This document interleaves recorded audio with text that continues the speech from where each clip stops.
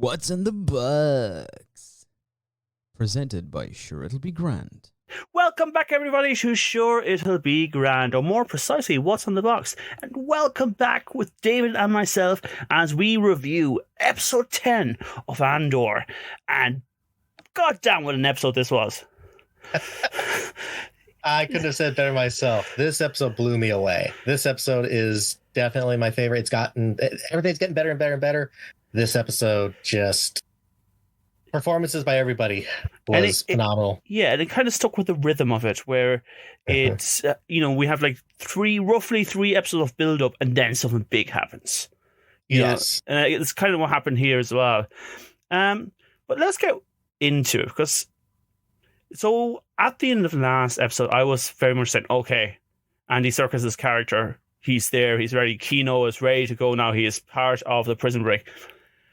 But I think this episode was smart in that, yes, Kino is seeing things as they are, but he's still in his comfort zone, I guess.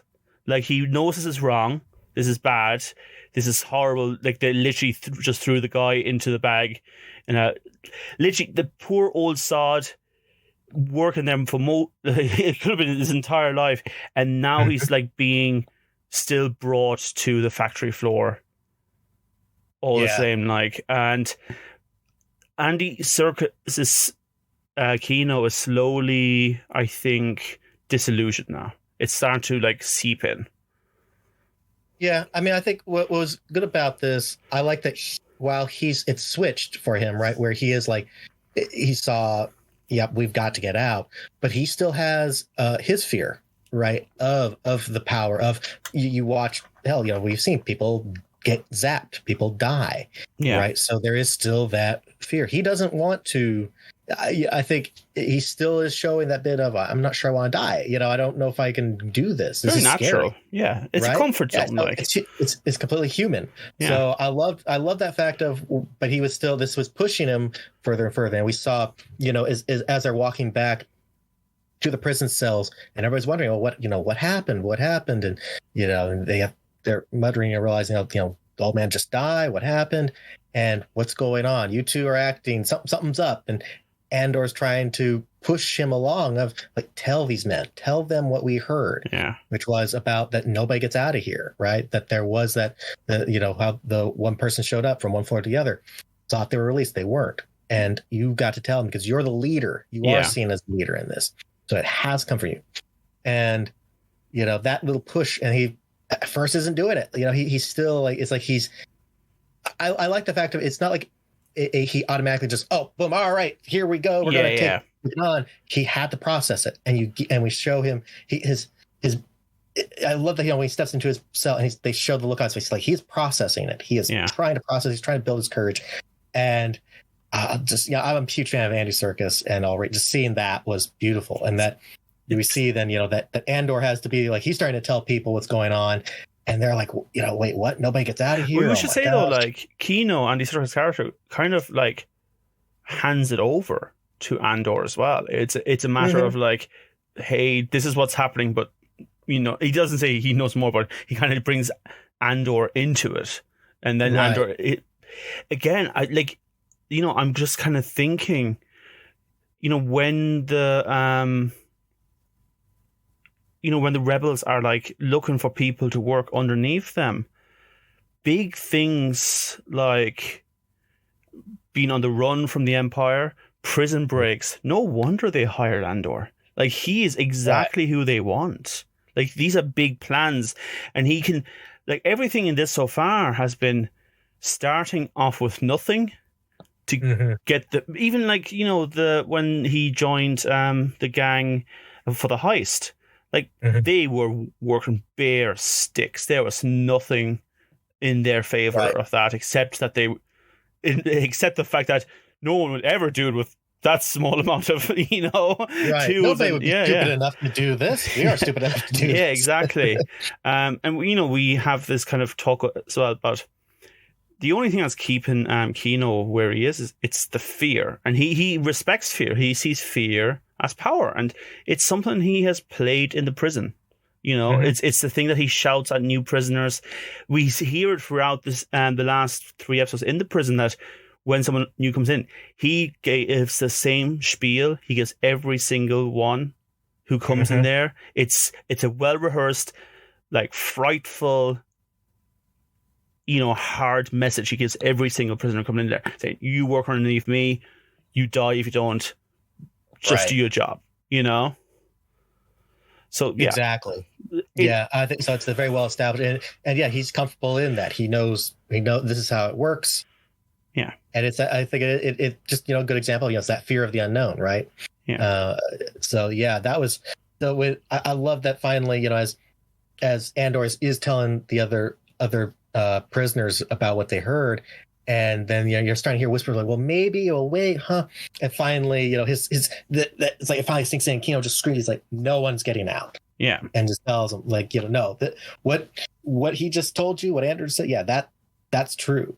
Yeah. And we all got to figure this out now. We're in this, and we've got to get the hell out. And the thing is about Kino, you know, so there's 2 wars at him up to this point. It's the one about, I'm going to keep my head down, I'm going to do my job as best I can, and I'm going to leave here. And the other one is like, I'm going to keep my head down, not get into any trouble, and I'll live. And suddenly he's realized, neither is the second price worth, like the first one's not going to happen now. You know this. Yeah. Is the second one still worth it? And he has to process it. He does, because he's programmed himself, but at the same time, it's also the Empire who rules these prisons that have programmed the prisoners. So he has to kind of work through it himself, like you said. Yeah, exactly right. And that's a great point, right? Because he's they programmed him for this, and because he at least before could entertain the fantasy, right? If you will, it's weird with a fantasy about you can get out if you just do this. But now with what they had happen, where they zapped an entire floor, they just kill everybody, and it's because they knew is that he sees, you know, like, oh shit, there, even if he were to try to follow all these rules and whatnot, etc., there is no guarantee even in that regard. Even if you could even try to do the fantasy of, well, maybe if I get it, I can get out. Nah, you're screwed. Yeah. So you're either going to die trying to break out now, or you might have the chance of living. But if you stay here, you will die here. That's it. There's no 2 ways around it. Yep. Yeah. And okay, so obviously they're waiting for a new prisoner to be brought in and all that kind of stuff. And we know there's going to be a new prisoner because an old prisoner has died. There's space now for someone to come in. And I want to know that guy's story, because he was ready to like rumble very quickly. So we'll get to it. It turns out Andor has been going to the bathroom to break a water pipe to make the floor short circuit. That's the idea. Yeah. That was what I was trying to figure. I was like, why are you? I thought the water was an interesting thing at first. Just trying to sort that out. It took me a second to realize, oh, you're trying to sort out, make it that the floor will short out. Yeah. So Andor was hiding in there, and he probably should have made more of a impact on that pipe beforehand. Like, he's really leaving us the last minute, isn't he? He really did. Everyone's in on it now as well. All the prisoners they're not telling night shift, because it's interesting that they have a concept of night shift because there's no windows. But yeah, I mean, I guess I will say that was something that was kind of surprising me, because there's no windows, there's no other way of determining. But I guess they need to differentiate and what's something that prisoners can kind of get used to. Instead of your shift 1, shift 2, it's your day shift, your night shift. It's a concept, and it's all purely just mental, right? Yeah. But I thought that was pretty funny. He's like, no, don't need to war in the night shift. We just need to get the hell out. We got to make this look good. Plus, if they told the night shift, they wouldn't have had things as well planned out as a day shift, and they might try to do a rebellion, and then the whole thing falls apart. Everyone's hypersensitive. It wouldn't be smart. Say, it's either way, right? Because obviously they couldn't warn. Well, at that point, this is the following day where they have to escape. This is their last chance, their only chance, rather. But there is no point in warning night shift, because they're going to find out. If this works, this works. And they're going to know if this doesn't work, this is going to make enough of a ruckus that they're going to find it. Like either way, I think they're finding out something, right? That this is going on. This is going to push them. So that was that made sense. Yeah. You notice, you can hear at the start as they're being, they let out their cells, get back to the main room or to the factory floor. You're hearing about that, all on program over the loudspeaker, right? About be on program, be silent. They don't want anybody talking because they know that everybody knows. And they go, all will be punished collectively. Yeah. Re-emphasizing that whole thing. And so really trying to add that fear. And again, which I think, it's. Remember they used to do that in school? There was one little shit in your class that did something. And then it says, well, until someone says who did it, we'll all wait here. And you're just like... Everybody. Yep. It's such a good way to do it, to be honest. But yeah, so a big thing for them then is everything has to be timed. They have one guy who is apparently very good at climbing, I guess. And also brave, I guess. So, like... Yeah, as the new prisoner's being brought in, and he's being kind of grinded through the prison officers again. I'm going to hit you with this bolt and all this kind of stuff, and he's okay. Yep. Fair enough. But as it's getting lowered, Andor has the tool, pipe, whatever thing he has, and he jams it on the left-hand side of. Thing that makes elevator go down. Along the rails. Yes. The rails of the elevator. Yeah, that's it, the rails. And then the other guy immediately jumps on the other side, and it breaks. Like it goes on a tilt because of his weight. I think. I think I guess what I was kind of getting the impression like it was like it's still trying to go down, right? Yeah. So it's grinding. It's caught. You got a stuck thing here. Now you got extra weight, and somebody kind of yanking and doing stuff. It's just starting to. It's getting more so that's caught on this one side, and I think it's more of that side is just getting wonky while the other one is free to go, so it's trying to not so much weight. That's certainly what I thought, but it just kind of goes back to the Empire, like hiring the lowest of the low for because if you made one of those elevators, you'd have some safety protocols in there that this is not moving, let's stop moving on the other side in case the weight counterbalances.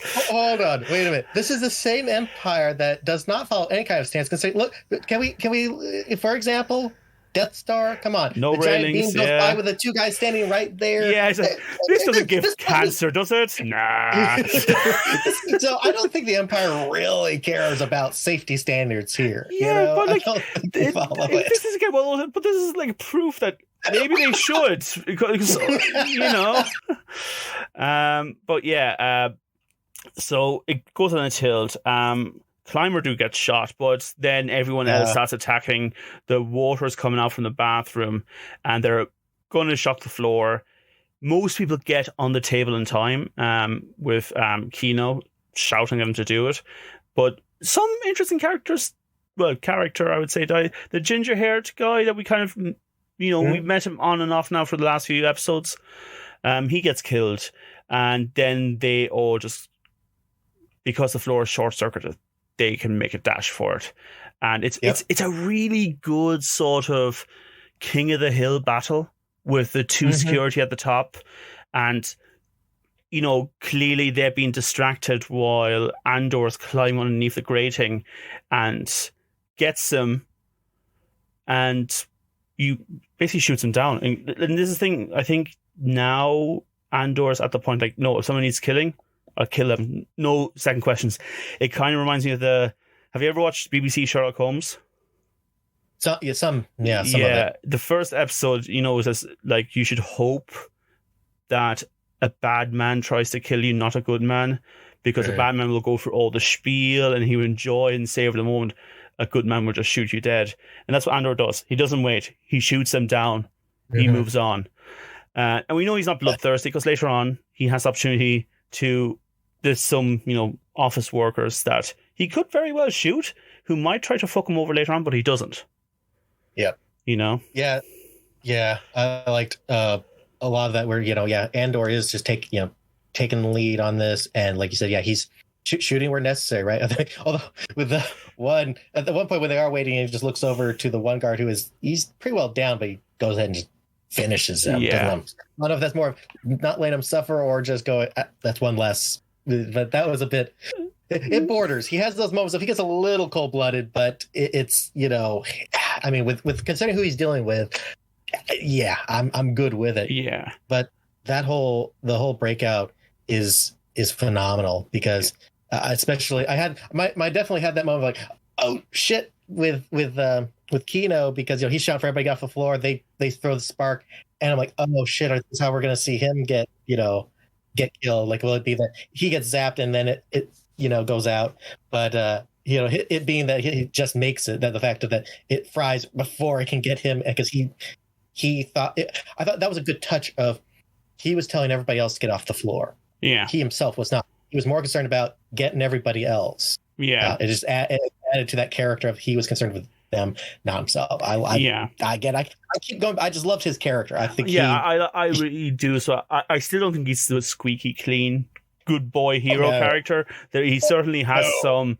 Look, I'm looking out for myself, but he understands he needs everyone as well to fight alongside now. And you probably now, there probably is a spark of guilt in there as well. We haven't really talked about that he forced everyone to do these things.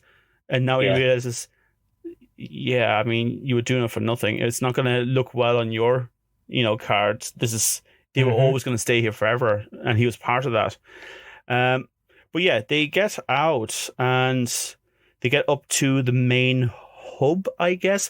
Meanwhile, there's security and other people hiding inside rooms underneath the doors with like spanners and whatever, with space spanners, spanners. Yeah, and they're just like hiding away there. But eventually they get to a room, and just want to look at the three people who are in that, I guess, the central hub. They're not like the other prison guards. They're quite nerdy, not strong, shaky in voice. These, I hate to say it, that they seem to be more like the IT crowd of this prison. Well, I mean, I think we kind of see it looks like this is the functional place, right? So they are trying to where we find they're controlling where the power is and where else. And so it does make sense. These are going to be the Well, I thought it was interesting because he also goes like, "You're not supposed to be here." Yeah, you're not supposed to be here. Yeah. I just appreciate that character change. They could have just slapped on some gruff Imperials there as well, but they didn't. And fair play to them. Interesting thing. I'm not sure this is the first time, but hydroelectricity is a thing in the Star Wars universe here. Yeah, that was interesting when they said the hydro generator, and I'm like, are they really saying? And sure enough, when he's telling me, hey, shut off the power, he goes, well, it'll take forever for the hydro to kick back on. Yeah. I'm like, wait, are you talking like really actual? And sure enough, when he shows, he said, shuts it down, and we see the gates close off, and oh damn, this is hydro. Yeah, it really is. That was interesting. It should show that kind of power generation. I guess makes sense wherever they are. You're using your water, using the water like that. But I'm sure there is. There probably is some kind of. There's probably an episode of something that has actually shown it. But that was an interesting touch. There about using that technology. Nothing like no real other space technology thing of power generation. It was now we're just using hydro, which I guess does make sense. It seems like that would be. It's especially with where they are. They're in the middle of the water. Is that this is a good way to just keep things going continuously? Why not? It makes sense. Because you need to draw a lot of power, and you don't need something that can be blown up easily. Because as I say, it's hard. You have to press the button. You have to have everything shut down. But it does give that okay, this would be tough to bring down. Though I would ask, how do they get the water up to go down? So it has to pump somehow. I don't know. There's a few things there. Like, okay, just go to the weird sciencey place. You could technically have something that comes along that has a battery that then uses pumps to put water up and basically create a hydro battery, which is a battery ready to release. But Look, it has a warp engine in there somewhere. I don't know. Yeah, I was gonna say, but with all this, we know something. But it was cool. It was an interesting touch about using that type of technology in there. I think I've liked we've got these interesting touches here and there of like, I guess grounded, if you will, quote unquote, grounded technology as well as space technology. Interesting, how things are, which is kind of real, I guess. It really is. You would see that kind of happen. Yeah. So, interestingly, we don't see Andor taking over the comms. So, like, we get some really cool scenes where we see water dripping down from one floor to the other, down into other rooms. And I was trying to come up with a cool, funny pun, not cool, never cool, but like a funny pun on like trickle down prison economics. But trickle down prison rebellion. Yeah. Which I want to say, you're right there. This is a prison rebellion. It is not a breakout. This doesn't feel like a bunch of criminals trying to break out prison. It's not. This is a rebellion. But the interesting thing I want to say is like Andor doesn't go to the mic and talk to the prison and say, fight, rebel, go. It's Andy Serkis, his character. It's Kino. Kino lifts up and he tells him, look, I've worked for this prison. I know I'm a supervisor. Trust me, if anyone is going to tell you the truth now, it's me. They're taking advantage of it. There's only one way out. We could, once any information, like any messages go out there, they'll stop us. So we can't just, like, he explains how, people have been moved from prison to other prisons and all this kind of stuff. The only way out, there's only one way out.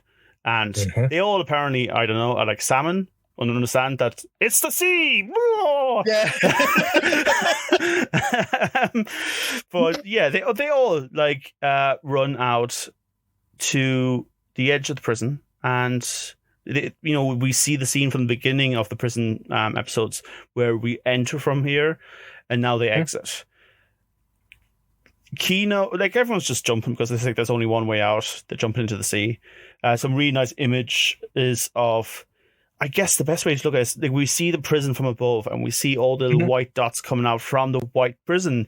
And it's even the prison is kind of similar to the shape of the Empire symbol in a way. There's a little bit of a thing going on there. And it's like it's disintegrating. It's starting to break apart. Kino says something really interesting, saying that he can't swim. And to me, that kind of smells off the whole, like, I've been here so long, I don't know what it's like to be out there. Like, to be honest, I was just expecting, they could have a quick scene where Andrew's like, I'll help you. It's fine. It's just doggy paddle. It's not that difficult. Instead, he gets pushed / yanked off, so he can't even do anything further. Yeah, so the question is, do you think Kino stayed? That's a good question. I mean, I think we see a lot of where he had that throughout this entire break, even when he has to do the speech, right? He pauses. He takes a moment. He has to build himself up. He has to hear and get himself ready. Here I think it feels like it's one more time, and it's fully within him. I think fully within him that he could break that shackle, that and be like, I can do it, or that with all the other prisoners, because even in his speech, right, he made a comment, and this is where I thought they were about to do, and maybe they would, but they didn't. But he made a comment. He said, if you see somebody fall down or whatever, but he made the comment, help each other. Yeah. He's telling them, you need to get out, help each other. And I think that, in my mind, I go, so if you got all these, if they really have been listening to him, hearing him, and if they were just, look and notice, because he's very obviously standing there. He's standing back. He's afraid. Yeah. That they would somebody maybe would it spark that? Would it spark a bit of the help each other get out, and that the others would hold, you grab me, I'm grab one arm, let's go where we're going for it. I would have liked to have kind of seen that, because that would have, I think it would tie it up nicely. Yeah. It would have shown about the words, right? How much power a rebellion is doing. But then again, instead we're left with. Okay, but then again, there is something more to this as well. he has been a supervisor. He has been there to make sure that everyone stays in the prison. Not mean literally, but stays in the perimeters of the prison and works within the prison so that he eventually gets enough points to leave. Now he has reversed it. He's able to get everyone out bar himself. So there's that sort of relationship there too. Yeah, that's a good point, right? Because much like what I pointed out earlier, where it was like, he's telling everybody get off the floor, but he doesn't say himself. He's trying to. It's like he's reversing what happened. Yeah. So I hope he made it. Because I like his character. Think so. I think he's probably going to be left there. This is probably the last we've seen, and then that's it. But there is that, in my head canon, he made it. We can. He went off to the puppy farm. Yeah, the Wookiee farm. But that's the prison break, or the prison revolution, we should say. Let's go to Mon, because she has a visitor from someone who's able to liquidate her money a bit easier. He's from the old home. They have an interesting conversation. They definitely are kind of playing blindfolded ping pong, I would say, in that like they are trying to feel each other out. Like, what is the other one up to? What do they want? What can I want? And so she makes it clear. Like, first of all, he finds out, okay, you don't want your husband to know anything about this. Because we won't take that turn, he says. And then she says, you're correct. And he says, it's very traditional to have very separate lives from our people, like if you're a husband and wife and all that. But then it comes to the matter of, yes, I can sort money out for you, but I want a favor. And she's like, I don't want to give you any favors. I want to have nothing to do with you. I want to just give you money and you go on your way. But then he goes into another part of the tradition, which is, is it organized weddings? What's the term again? Arranged marriage. Is it arranged marriage if it's so soon? Or maybe they have a different system where, like, literally as they come of age. Because to me, arranged marriage, maybe I'm looking... Traditionally, the modern version of it is mostly, like, in India. And they usually have these marriages set up, like, at a very young age, just like 2 or 3, and they'll get there eventually, Right, but in this case here, I think we're seeing it more like, again, because they kind of are not quite royalty, but they are of a certain status. And that kind of goes back to where the arranged marriages of, like, to keep the peace, right, or to for that purpose, or it was arranged marriage. It was kind of instant, right? Yeah, it was that kind of purpose. So we're seeing it more in that regard of the as a favor versus as the from birth. Practically, it's like, we know our kids are going to get married for that purpose. Yeah. And to be fair, like, arranged marriages, not to say all arranged marriages, but one of the goals of arranged marriages is for better family ties to be made and have further better, family quality of life.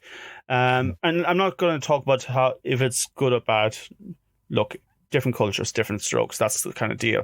But in this one, it definitely seems more of an instant, sudden sort of business transaction. So it's purely as business, right? He's saying it as, and he's saying, I have a son, and just saying you could introduce your daughter to her. That's the old way. And she instantly shuts that down, right? She shuts it down. She thinks she shuts it down. But then his comeback, she's like, how did she wear like that? No, but he says it's like, you'll think about it. And he says, no, I won't. That's the first time you've lied today. And you can see, like, her, like, holding, like, she's, a very regal self, holding herself up, but her face is just, like, doing somersaults behind the scenes. Like, she's like, crap, he's right. It was... I like him. This is adding, especially this to the, with that, it's going.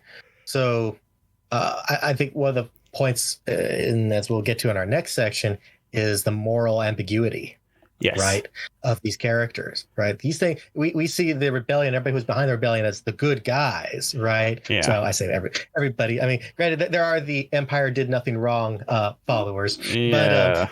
but you know what I mean. Like we the rebels and the general rebellion is put into this, you know, light, and as we as what we saw in Rogue One with Andor himself, right? Yeah, he gets his hands dirty. He has to do things that you realize this is what really has to get done. And we are picking apart now a lot of these characters. Now we're seeing with Mon Mothma. Are we going to see a gray area here as well? That she's not so pure. Or will she risk this, put her, you know, for the greater good, so to speak? Or is she going to try to find something else? Because obviously, like, her relationship with her daughter is at tenterhooks. I think the thing that scares her the most is probably her husband, which she obviously, there's every chance that they had an arranged marriage as well, which is clear now. Like, if that's part of that culture, like, these people never loved each other. Oh yeah, yeah. Ted Cruz from space. Mon Mothma is not about you. But I think the thing that scares her is that her husband would probably be completely okay with this. Because first of all, the husband knows him as well. Like, they know each other well. So why not? So there's going to be no resistance. And the thing that's probably in the deepest core of her is that she probably is afraid that the moment she doesn't resist it for even a second, she'll let it happen. There's nothing's going to stop it. It's just going to happen, and that's it. And she's going to sell her daughter. In a tradition, I feel like Mon Mothma is probably not the biggest fan of that kind of tradition. Right. You know? But yeah, no, it's a really great scene. I do hope we get to... What was his name? The banker? Yeah. That was Davo. Davo was his name. Yeah. No, I want to see more about him. He seems at the same sort of intellectual level as Mon Mothma as well. And it's like a good sparring going on there. Because again, she's in a world of men as well. You know, there is that sort of subtext too. But let's talk about rebels who aren't that squeaky clean. Because far from it. Our boy Luthen comes back, and he is like, he's a rebel, but he got that cape from the same place Darth Vader did, right? I mean, I can't. This cape store. Yeah, because I think this is the most atmospheric scene we've had so far. So we have a guy. So at first we were told by the secretary, Clea, wasn't it? Yeah, and she's saying like, the certain markings that were made near the well, near the staircase, which are markings, I think, for, you know, get in contact with this person. Right. That's why we're led to believe. Yeah, what she said. You know, there was a mark on the fountain. The rail was gone. She says he wants a meeting. Yeah. And like who? And you know, could be a trap. But he's like, oh well, you know, whatever. And so we know that Luthen's going to have a meeting with somebody. Yeah. So this somebody, he seems to be someone who's been part of the rebellion for a while. Yeah, as what it sounds like. It was interesting at first. It took me a second to recognize him from it within the show. We see this man, you know, who's like in disguise or in kind of dirty garbs, kind of look almost, getting on this elevator. And but it took me a second to realize he is from the ISB. He's actually one of the guys. He's one of the guys you see at the table there. This whole time. Oh, right. So that's subtle as hell. So you realize that's who it is, and he finds he's looking around. He finds a earpiece. It's a communicator, and you hear Luthen on the other end. Yeah. And you realize that this is the guy he's meeting. And this gets interesting now with him because, you know, this guy now, he's seen it turns from what I thought. It sounded more like somebody higher up. I thought that he was meeting with, like, more like a downstream kind of thing, right? That Luthen was below this guy. That's who wanted to meet. Instead, here we're seeing this is somebody that works for Luthen or is in that answers regard. to Luthen anyway. Yeah. Answers to Luthen, right? is in terms of the rebellion, right? Yeah. So that was it. So we see this, this guy seems scared, right? He's very nervous. As Luthen even said, he goes, "Oh, we haven't spoken in a long time. You have a daughter now, don't you? You're a new dad." Yeah. He's like, you trying to scare me? Oh, no. It's just we haven't talked in a long time. It's like, those bits about with Luthen, I'm like, geez, man, he is. I want more Luthen. I really do. I think he might be like this episode. Andy Serkis and Stellan. I'm not going to say his second name because I don't want to insult the man. But they have been phenomenal this episode. But like Luthen's character in general, it's always something I look forward to. Like from the very first time we see him, and he like acts his way back into civil society on the ship. We were talking about that little shift, and like you said, but we've been saying this for a while. We don't really know 100% what happened with Luthen because we still don't. Yeah, we don't. But I think we know. I think we have an idea. I think. Okay, so he comes. Like the elevator opens up. And they're on some sort of platform, probably forgotten to time. And Luthen is standing out in the dark. You don't really see his face all that much. It's quite dark. You just see the billowing cape, Darth Vader, like, like genuinely, there's a vibe of Darth Vader about him. He is like a, you've returned, Yeah, it really added a hint of darkness to his character. Right?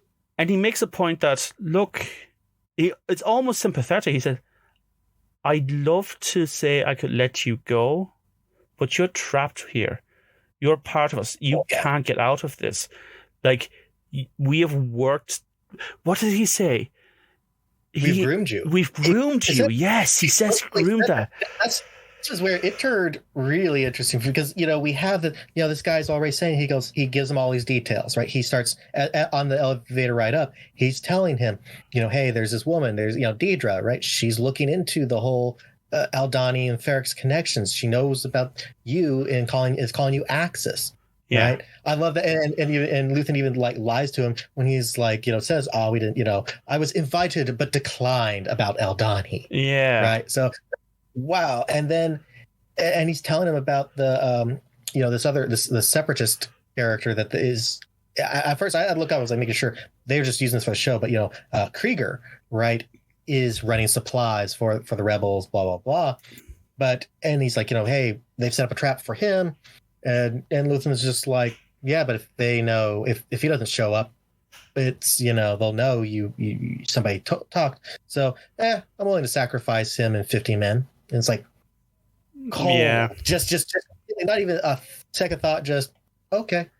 And that thing is so like always adding to the scare. I think I really adding to this guy. His name's Alani.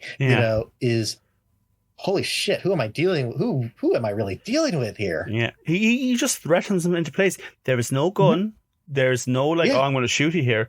None of that. He's just saying like, tough luck, buddy. You're here now. Yeah, by saying, hey, we've spent too much time and investment, and we've groomed you and put you in this place. We also have all these little traps for you as well. Like, if you leave us, you're fucked. Right? Yeah, kind of like what do you think the ISB is going to do? You think they're really going to let you go? And like I said, he uses all he uses his words, right? Because even with them staying there on that platform, he's there like just at that elevator. He's far enough, but Luthen's far enough away. He's not physically right there in front of him, like or even like kind of backing him into the elevator, like feeling like a corner, or backing him near the railings where he could be like, I'm gonna throw you off. He's quite civil. He's just standing there, just like, hello. And then Luthen gets into this barrage of like, what price am I paying after he's been confronted about it? And he says, I am not the same person I was when I started this. I can see myself through that original me and see all the little things I've done that would absolutely shocked myself back then. But this is who I am now. I've used the tools of the enemy to become this. It's honestly like Hollywood. Just give Stellan all the jobs, please. He's fantastic. There's no one who just like sinister, feelings as well as Stellan does. Honestly, I think it might be his best scene this season so far. Yes. You know? Oh yeah, absolutely. In this season, absolutely. I mean, the writing on this monologue, he's actually monologues. It's kind of funny. It's like it really think which added to him monologuing like he did really added to the whole feeling like he's the bad guy, because it was like a bad guy monologue, and you're just like, oh my gosh. But when he's like, I'm condemned to use the tools of my enemy. I gave up everything, and it's the delivery of that, and then just kind of switches. Then winds it down a bit and just says, so stay with me, Lonnie. I need all the heroes I can get. All the heroes I can get. Because that's the thing. He doesn't consider himself the hero in this. He doesn't. Right. He I'm not going to say he feels sorry for himself, but he's definitely like, oh no, I am far too evil now to be the hero. I will do what is necessary, but I need my little pawns. I need my little, little things, my puppets to control, the heroes. Which makes me really think, I really hope Luthen doesn't die in this season, or even season 2, which has now been announced, thank God. Imagine if Luthen is still around during the time of the rebellion, during Luke, where he's still getting pilots in, his little heroes, bringing other people in, and to know that to a degree, the rebellion is still kind of fucked up, Yeah. Oh yeah, no, this is good Star Wars. This is really, I mean, anyone who's listening at this stage, who's still listening to us, this is good Star Wars. You've been listening for the last 10 episodes. Just phenomenal stuff. I don't think Star Wars ever, the closest villain of that quality, because here's the thing, I love Darth Vader. Obviously, he's the iconic villain. Darth Sidious is cool as hell, manipulator and all that, but for really deeply fleshed out characters, and no, Darth Vader is not fleshed out, I'm sorry folks, it burned off. But people like Thrawn and people like Luthen are the real sort of villains you'll see in this world, who are actually manipulating things and changing things without you ever knowing. Like everything else in Star Wars, at least, is comic book villainy. And again, don't get me wrong, I love the story of Vader. I love Sidious. They're great characters. But they're definitely more on the, I'm going to roll my mustache and cackle as the train's about to kill someone, in the Old West. This is a different kind of villain, and this is a villain we haven't really had. Yeah. Well, I think this brings about, this brings us to something I wanted to touch upon, particularly because of this episode and from what we've heard now that, funny enough that it was announced the same day as we, finished our episode last week, was that, they're getting season 2 is officially starting. They've got their directors, etc.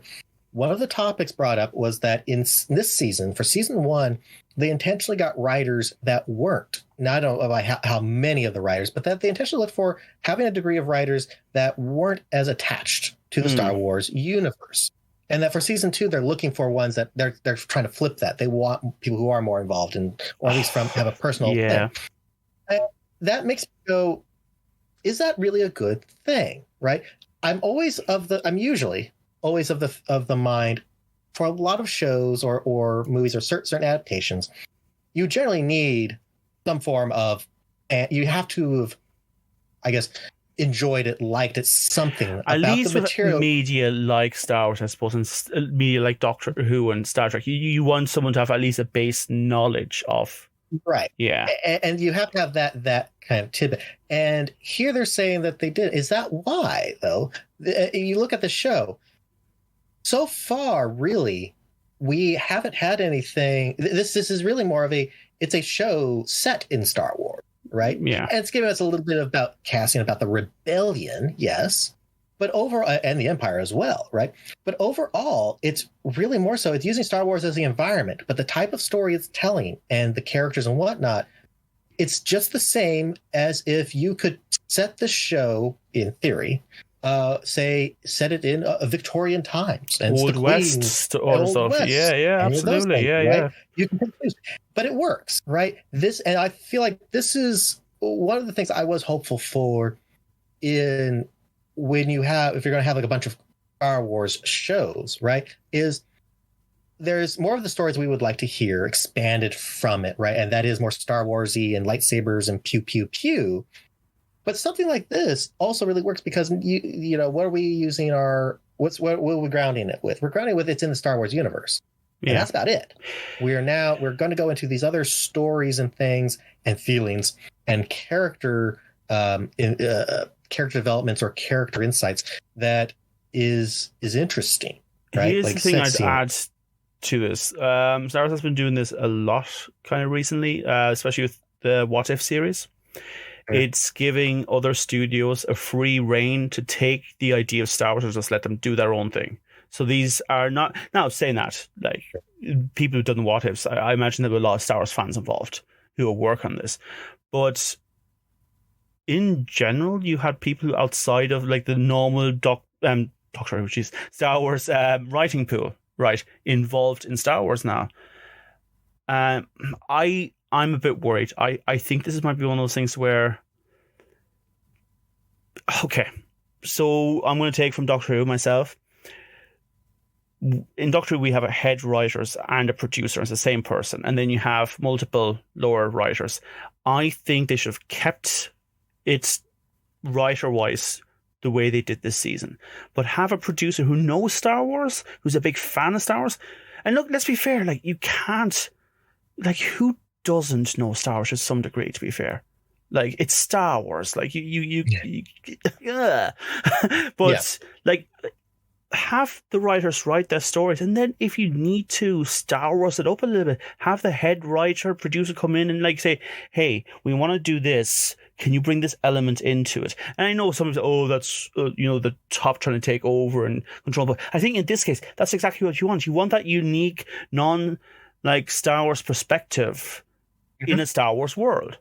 And the best way to do it is by getting the writers to do their thing, and then have the producers coming in and say, okay, let's jazz up a little bit here and there and connect a little bit more to fit into our world, you know? Exactly. That's the thing, right? It needs to feel connected into the universe. So what are the things, but don't, bring forth the ideas, bring forth a story and say, okay, exactly. Yeah, jazz it up, right? Or make it feel what's missing out of this. Why does this not feel like Star Wars? Okay, here's what we need to tweak, or let's drop this in, and it works. And I think that does feel like that's where this show, has, I think, done that really well. Yeah, right. It's got the issues in it that we've seen so far. Might be some pacing at times or a few other things, but overall aren't from Star Warsiness. It's just from general writing, things, right?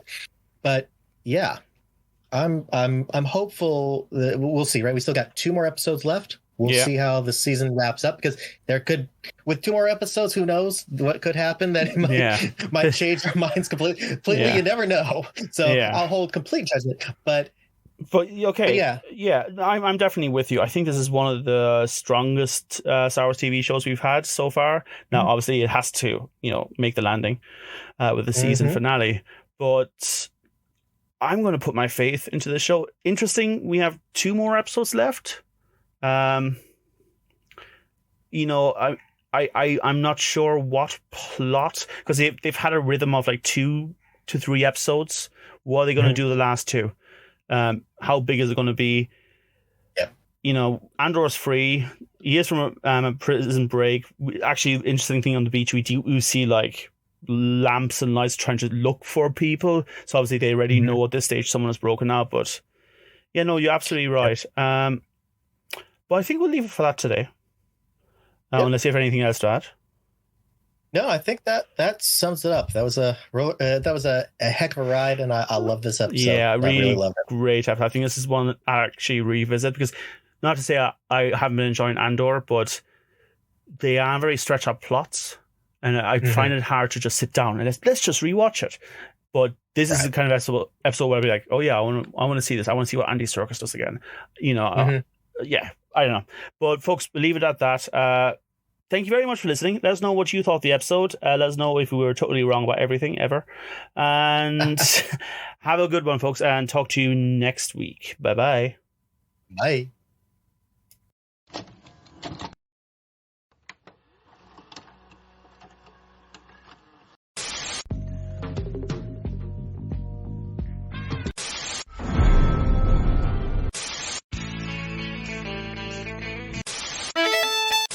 What's in the book?